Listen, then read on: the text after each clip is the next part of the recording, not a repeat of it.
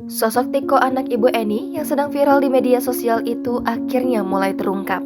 Sebelumnya, sebuah video menunjukkan detik-detik evakuasi Ibu Eni, wanita parubaya yang tinggal di rumah mewah. Wanita itu tinggal di rumahnya dengan kondisi tanpa listrik dan air. Sudah lama rumah mewah itu terbengkalai karena tak ada yang mengurusi. Dari dalam rumah itu, keluar seorang wanita dan pria muda yang diketahui sebagai anak. Sosok Tiko kemudian ramai dibicarakan di media sosial. Hal itu lantaran ia rela bersusah payah demi menghidupi sang ibu yang mengalami depresi. Tiko diketahui adalah seorang pemuda yang merawat ibunya, Eni, yang tinggal di rumah mewah tanpa listrik dan air.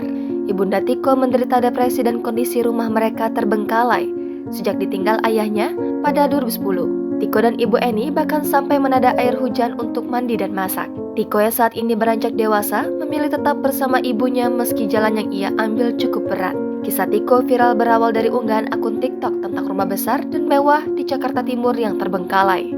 Kemudian, YouTuber dengan akun Bang Brew TV pun mendatangi rumah itu untuk melakukan penelusuran. Rumah itu terbilang besar dan berada di kawasan elit. Akan tetapi, bagian pagar rumah itu banyak ditumbuhi tanaman. Ternyata, rumah itu masih ditinggali oleh seorang wanita parubaya bernama Bu Eni.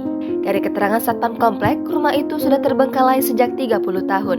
Bahkan, saluran listrik dan air ke rumah itu juga sudah putus. Ibu Eni mengalami depresi sejak ditinggal pergi suaminya dan tinggal sendiri di rumah itu. Ia pun memiliki seorang anak laki-laki bernama Tiko yang selama ini merawatnya. Bang Brev TV pun berkesempatan bertemu dengan Tiko, anak Ibu Eni. Pemuda 23 tahun itu menceritakan jika ibunya semakin depresi setelah ditinggal ayah Tiko pergi pulang kampung. Selain mengurung diri, Ibu Tiko juga menganggap orang lain sebagai musuh, sehingga tidak pernah melakukan interaksi dengan orang lain.